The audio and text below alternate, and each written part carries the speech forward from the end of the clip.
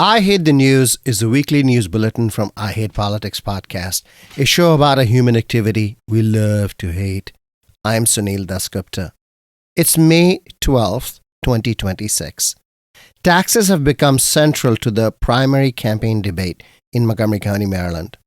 While County Executive Mark Eldridge has proposed both property and income tax increases, the County Council has rejected the property tax increase and is trying to arrive at a balance on the income tax side by offering progressive income tax brackets while removing the flat homestead tax credit of $692 that goes to county homeowners when they live in the house they own.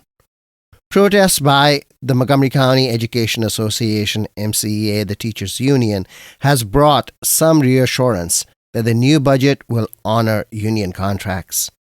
We talked to Maryland People's Counsel David Lapp about a new complaint his office has filed with the Federal Energy Regulatory Commission, FERC, against PJM Interconnection, the regional electricity grid operator, for unlawfully allocating the cost of new transmission projects to Maryland ratepayers. And a group of clean water advocacy nonprofits are suing the state of Maryland over lax control of industrial stormwater runoff in the state. Industrial stormwater runoff is a neglected problem different from industrial wastewater management, and the state uses different tools to manage the runoff from industrial sites as opposed to the runoff from roads and construction. And more. Stay with us.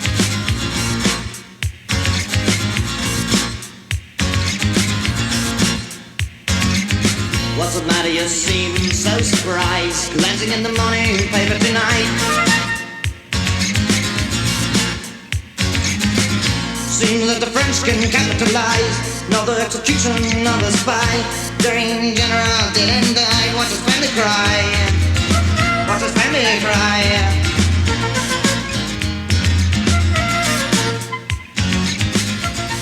I Hate Politics is a podcast about our neighborhoods, workplaces, schools and streets, and our local governments as they function in diverse and democratic societies.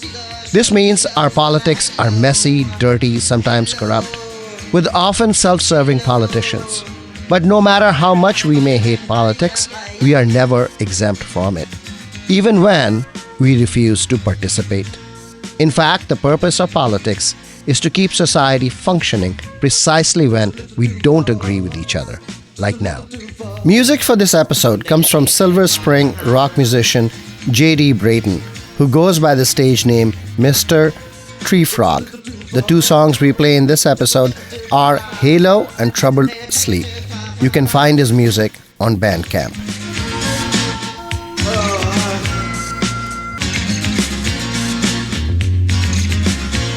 They're barking for a nuclear call. Nairobi got hungry, so they started a war.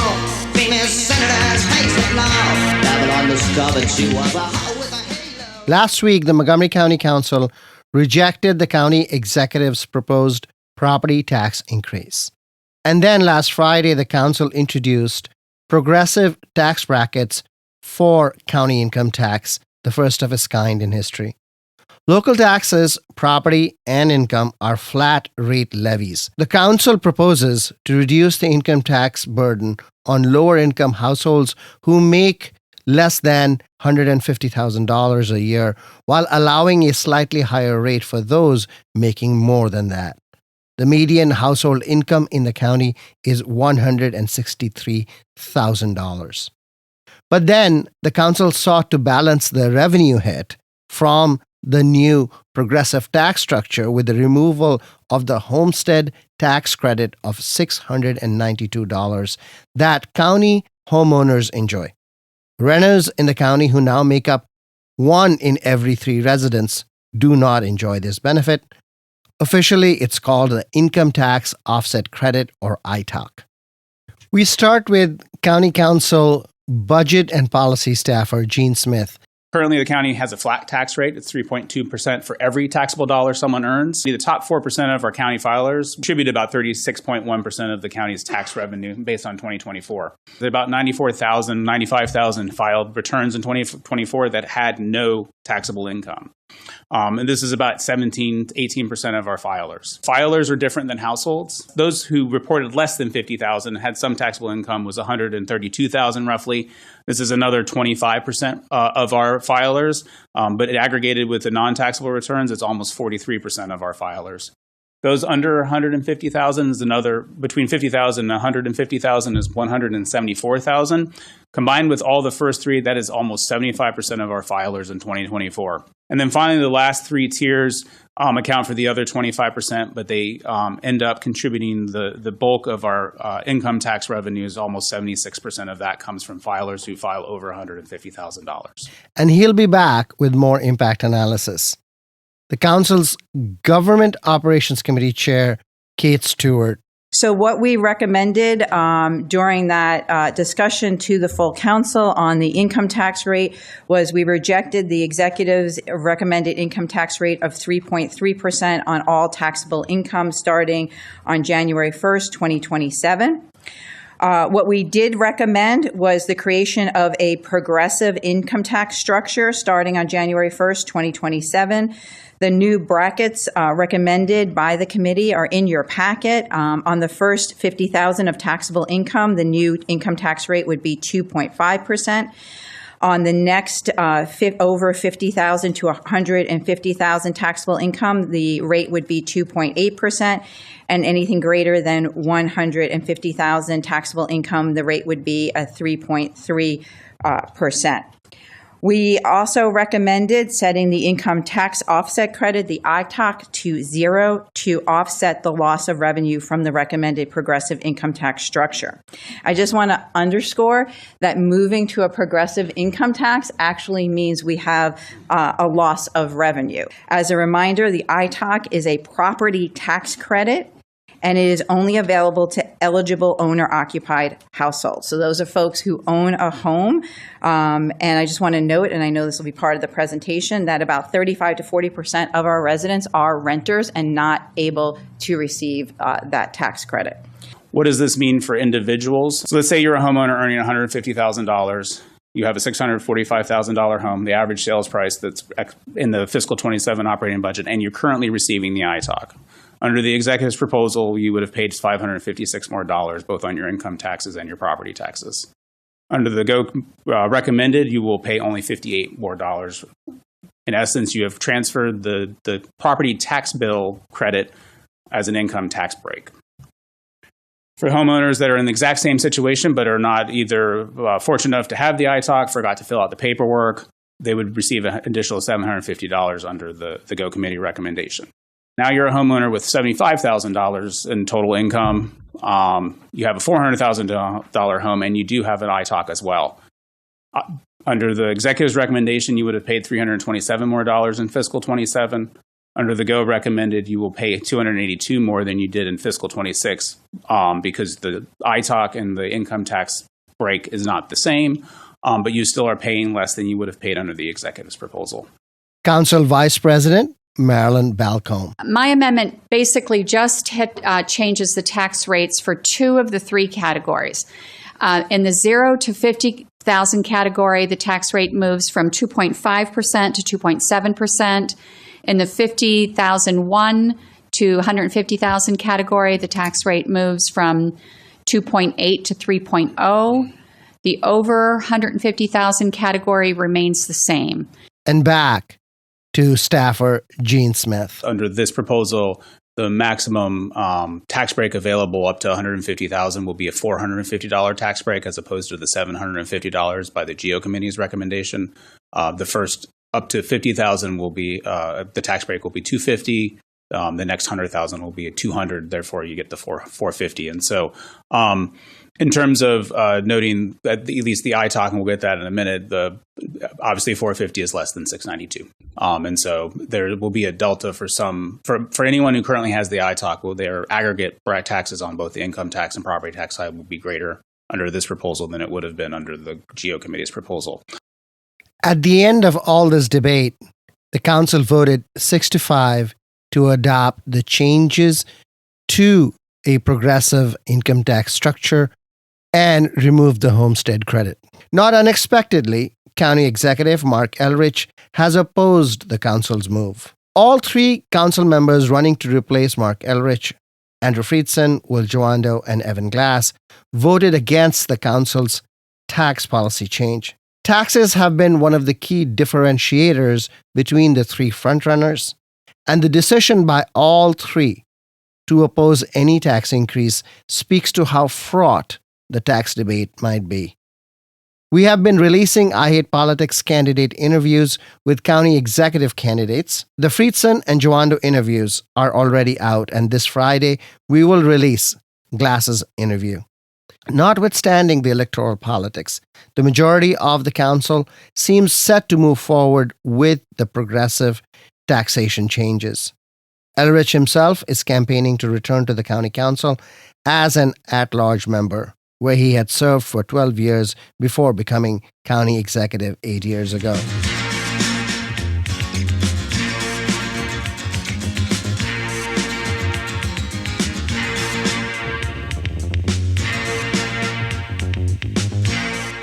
Everyone knows electricity costs are one of the fastest growing spending items in household budgets.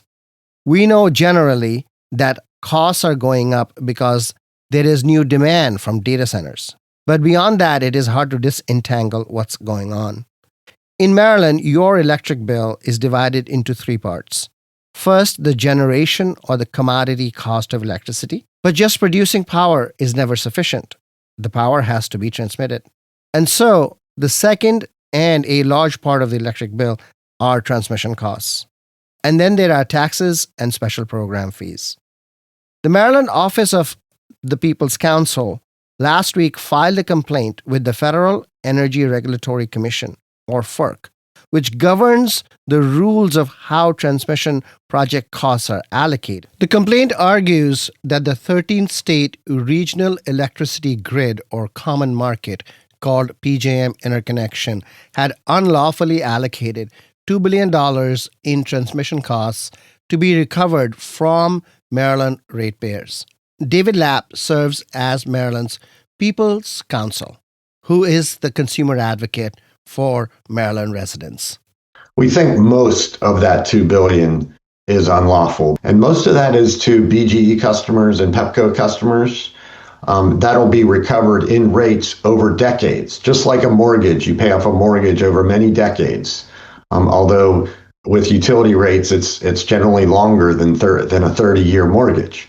And so we've also estimated that over the next 10 years, the cost to Maryland customers of that $2 billion is about $1.6 billion. That's just over 10 years. So those costs will continue to be reflected in Maryland customer bills much longer than 10 years. Why do you say that this cost allocation is unlawful?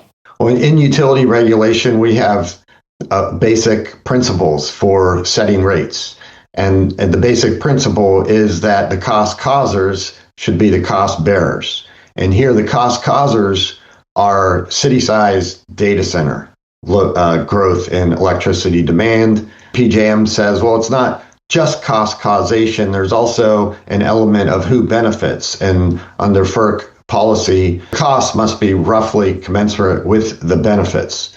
And Maryland customers are not seeing meaningful benefits from these transmission buildouts that are primarily overwhelmingly driven by massive data center load growth. Most of the data center load growth comes from outside of Maryland, particularly from Virginia and Loudoun County. Are you making a distinction between Maryland data centers and others? Yes. We don't think residential customers should be responsible for costs driven by data centers, regardless of whether they are located in Maryland or outside Maryland. We focused on the last 3 years of transmission projects. The total of this set of projects is the $22 billion. And especially for the first 2 years, it's almost all Northern Virginia. In the third year, which is the most recent. There's some also in eastern Pennsylvania and Ohio. Because Maryland happens to be sitting next to Northern Virginia, where a lot of these data centers are located, Maryland gets hit especially hard by PJM's cost allocation methodology. The whole point of a common market is to share costs and benefits.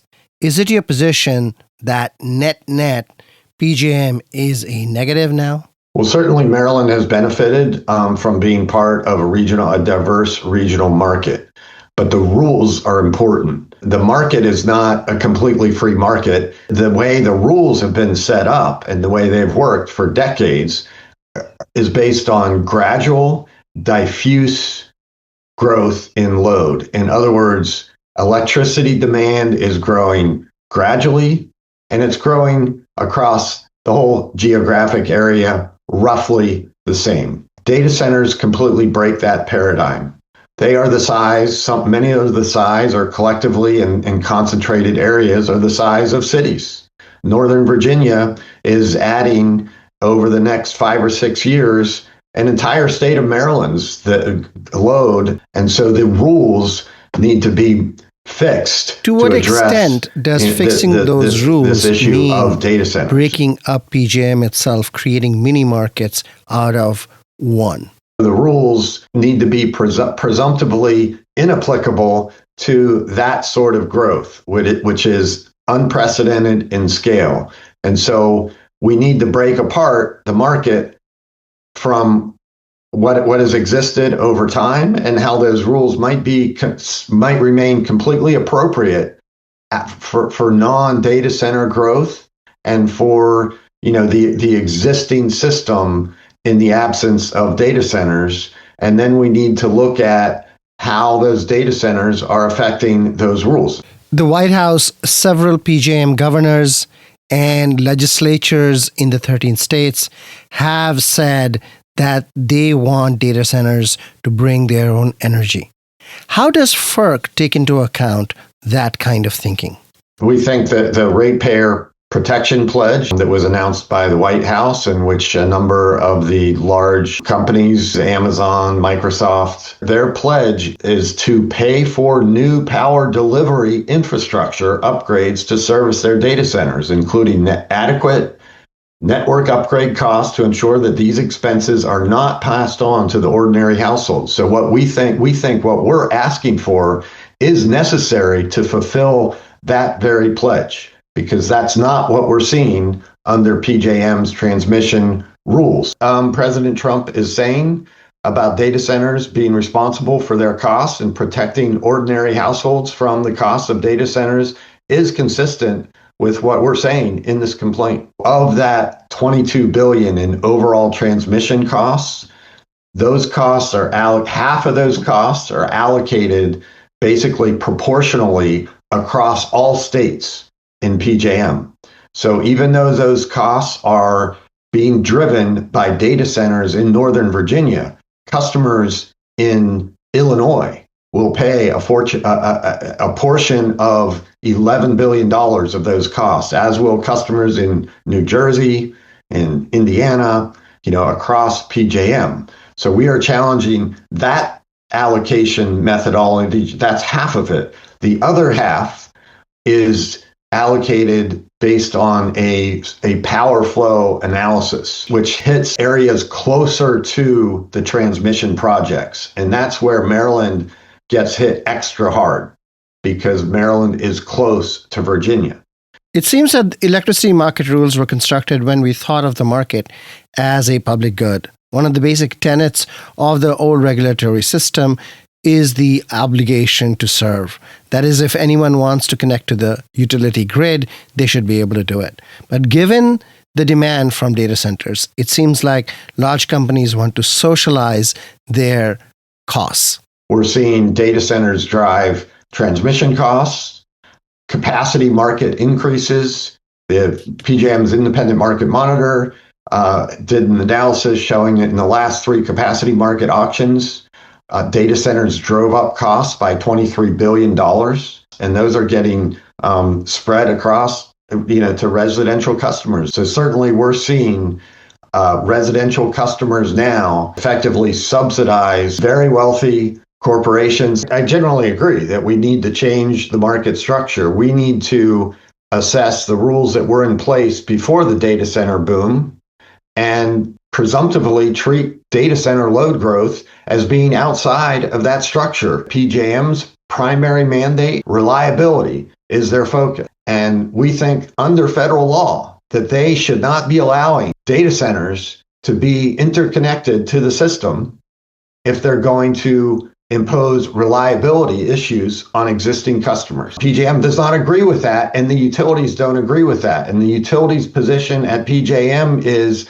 we have an obligation to serve our customers, and therefore you have to accept whatever data centers we include that may need to be addressed in law. But we think at the federal level, PJM has an obligation to say, no, you can't connect those data centers to the system if they're going to create reliability issues. David Lapp, thank you. Thank you for having me.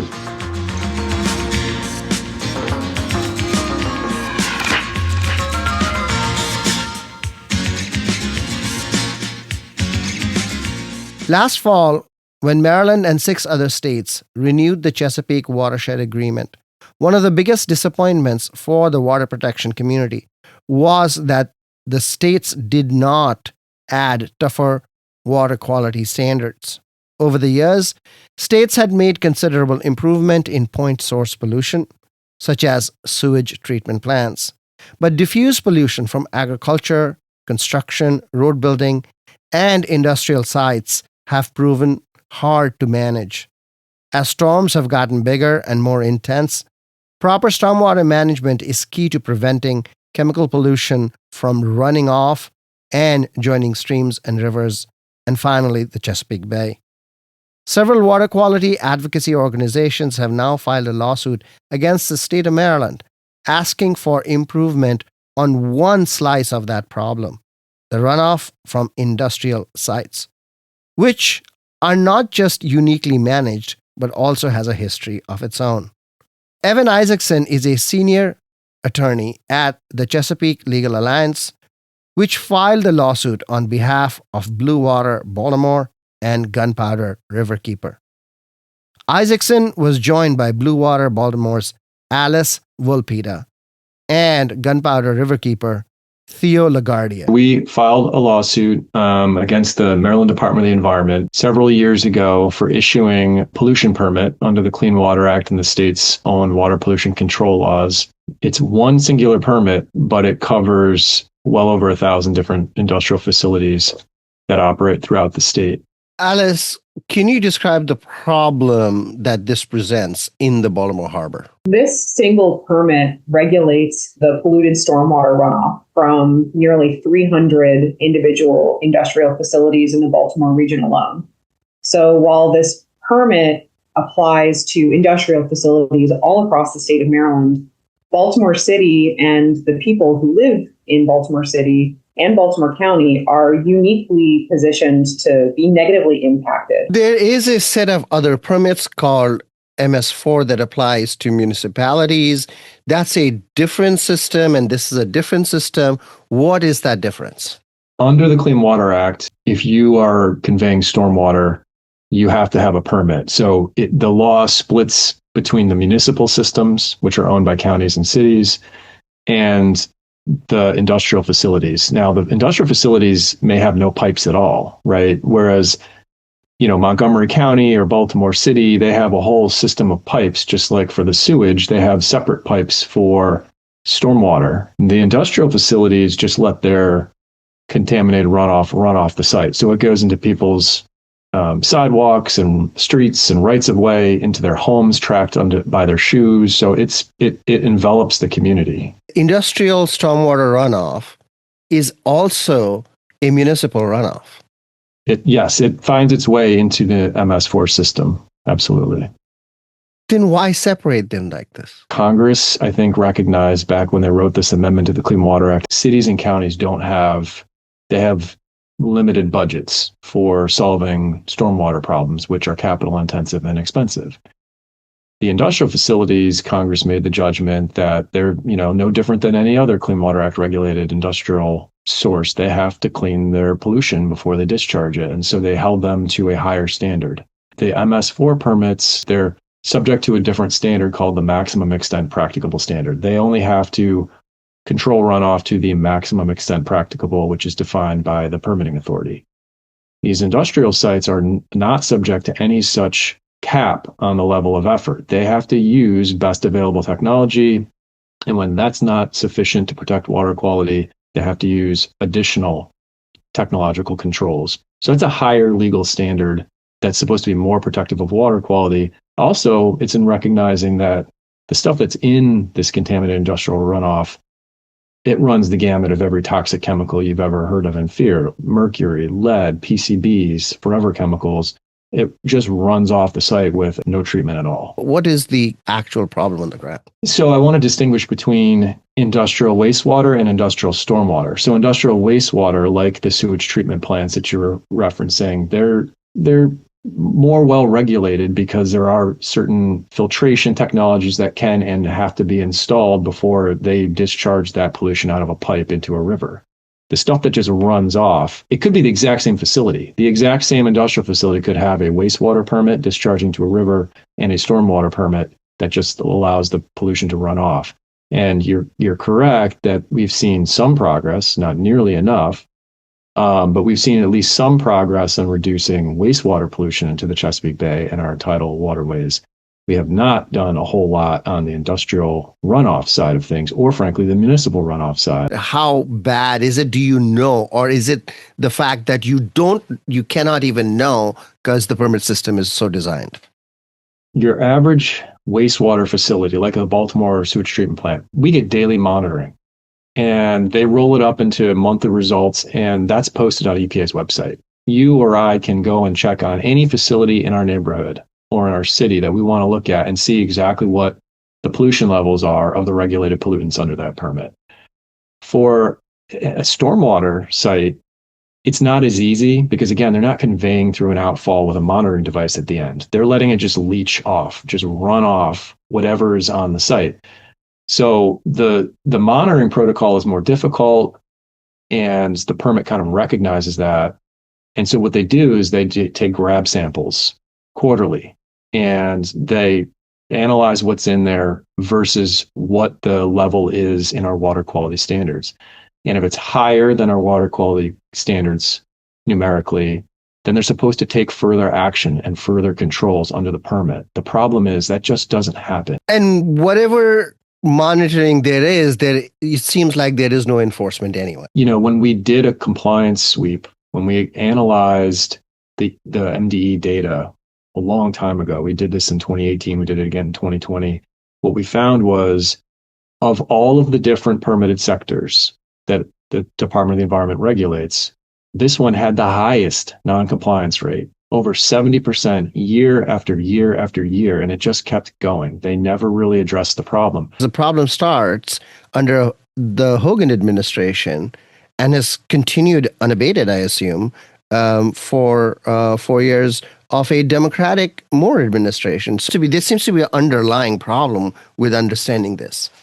One of the main reasons we have this case in the first place is that the prior version of this permit, and these permits, I should say, come out every 5 years, or they're supposed to. They rarely are issued on time, but they're 5-year permits.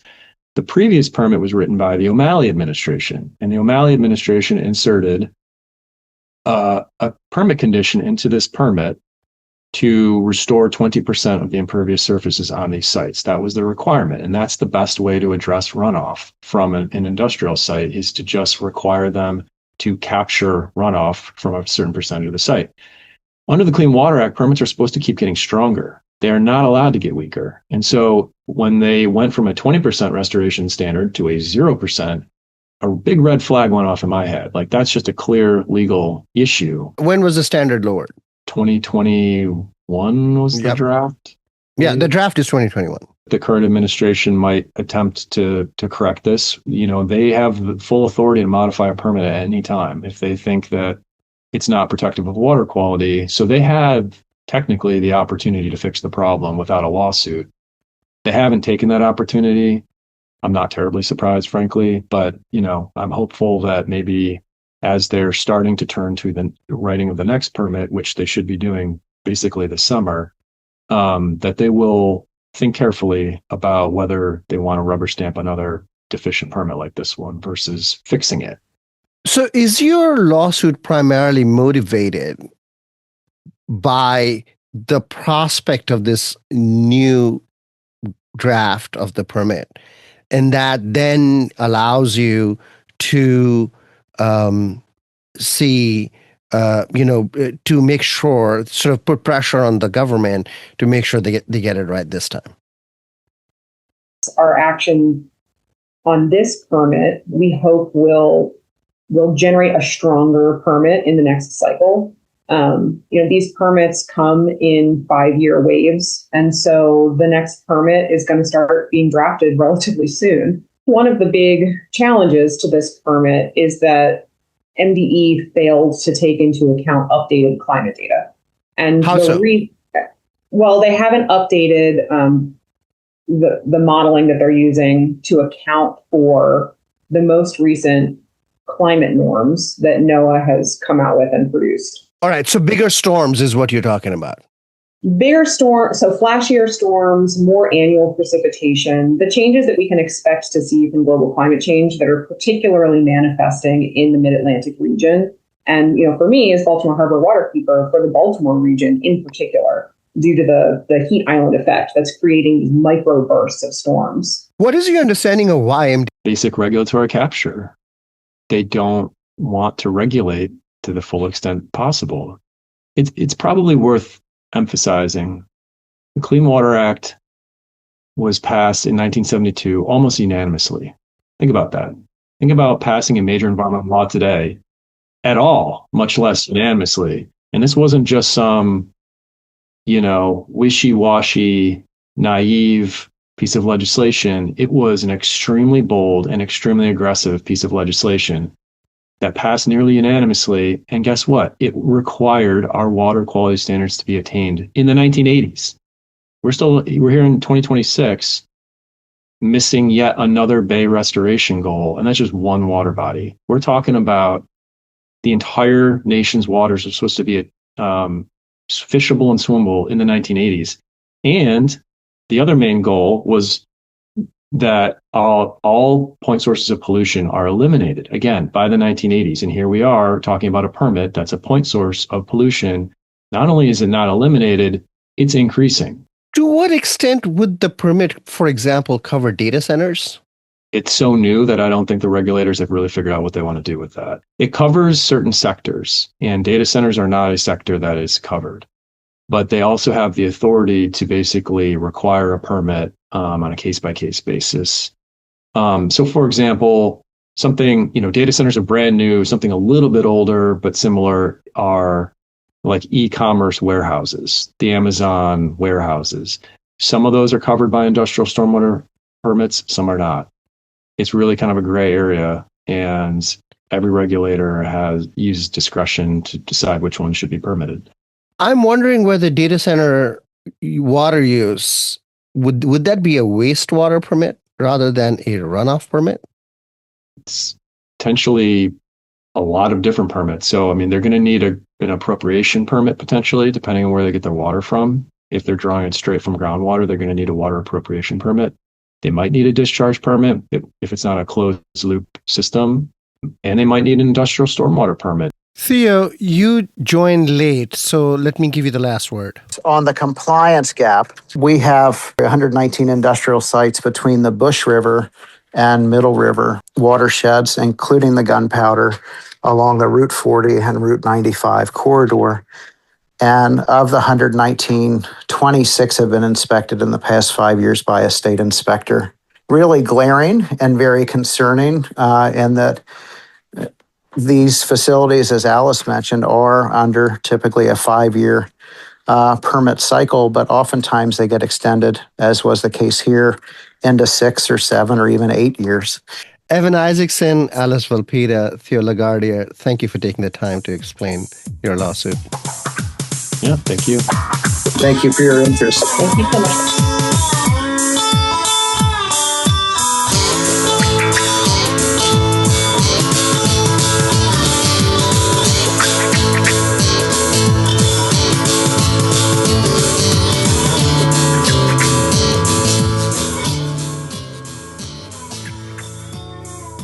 That's all for this episode. Be sure to check out our feature interview series that comes out Friday mornings.